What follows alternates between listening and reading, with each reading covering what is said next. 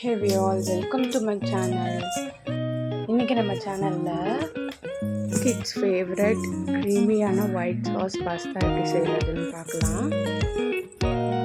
அதுக்கு ஒரு பேனில் தண்ணியை ஃபஸ்ட்டு சூடு பண்ணிக்கலாம். சூடு ஆட் பண்ணியிருக்கேன். இது நல்லா பாயில் ஆகட்டும். இது பாயில் ஆகிற ஸ்டேஜில் நம்ம எடுத்து வச்சுருக்க பாஸ்தாவை இதுள்ள ஆட் பண்ணிக்கலாம். ஆட் பண்ணிவிட்டு இதை நல்லா வேக வைக்கணும். ஒரு 10 to 15 மினிட்ஸ் வேக வைக்கணும். இப்போ கொஞ்சமாக ஆயில் ஆட் பண்ணிக்கிறேன்.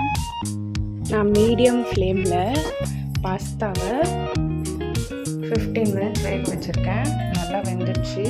இப்போ இதை தனியாக எடுத்து வச்சுக்கலாம். இப்போ ஒரு கடாயில் கொஞ்சமாக எண்ணெய் ஆட் பண்ணிக்கிறேன். ஒரு டீஸ்பூன் இஞ்சி பூண்டு ஆட் பண்ணிக்கிறேன். ஆட் பண்ணிவிட்டு ஒரு தடவை நல்லா கிளறி விட்டுக்கலாம். இது கூடவே ஒரு மீடியம் சைஸ் ஆனியனும் ஆட் பண்ணி நல்லா மிக்ஸ் பண்ணிக்கிறேன்.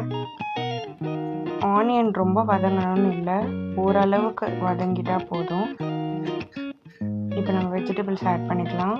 பொடியாக நறுக்கின கேரட் கொஞ்சம், கேப்சிகம், சால்ட் சேர்த்துட்டு நல்லா மிக்ஸ் பண்ணிக்கலாம். உங்களுக்கு என்ன வெஜிடபிள்ஸ் ஆட் பண்ணணுமோ பண்ணிக்கலாம். நீங்கள் சேர்த்துட்டு ஒரு தடவை கிளறி விட்டுட்டு ஒரு டீஸ்பூன் போல் ரெட் சில்லி ஃப்ளேக்ஸ் ஆட் பண்ணிக்கிறேன். ஒரு டீஸ்பூன் ஆரிகானோ சேர்த்துட்டு இதை மறுபடியும் நல்லா கிளறிக்கலாம்.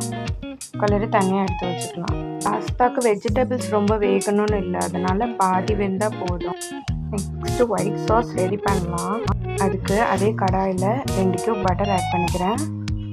பட்டர் நல்லா உருக்கிட்டோன்னே இதில் 2 டீஸ்பூன் போல் மைதா மாவை ஆட் பண்ணி கையை எடுக்காமல் நல்லா கிளறிக்கிட்டே இருக்கணும். மைதாவோட ரா ஸ்மெல் போகிற வரைக்கும் இதை நம்ம கிளறிக்கிட்டே இருக்கணும். 2 மினிட்ஸ்க்கு அப்புறமாட்டுக்கு அரை கிளாஸ் அளவுக்கு பால் இதில் ஆட் பண்ணி கொஞ்சம் கொஞ்சமாக ஆட் பண்ணி நல்லா கிளறி விட்டுக்கலாம். கட்டிகள் இல்லாமல் கலரணும். எல்லாமே நல்லா ஒன்றோட ஒன்று மிக்ஸ் ஆகி வரும்போது ஒரு டீஸ்பூன் ஆரிகானோ, அரை டீஸ்பூன் சில்லி ஃப்ளேக்ஸ், கொஞ்சமாக உப்பு சேர்த்துட்டு மறுபடியும் நல்லா கிளறிக்கலாம். கிளறிட்டு இதில் ஒரு 1/4 கிளாஸ் அளவுக்கு தண்ணி ஆட் பண்ணிக்கிறேன். இப்போ இதில் கொஞ்சமாக சீஸ் ஆட் பண்ணிக்கிறேன்.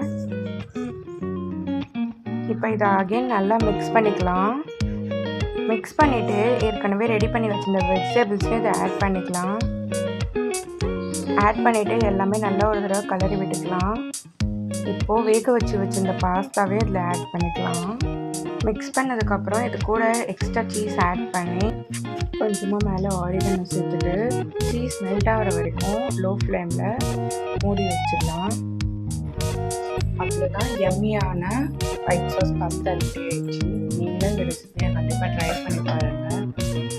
தேங்க்யூ ஃபார் வாட்சிங்.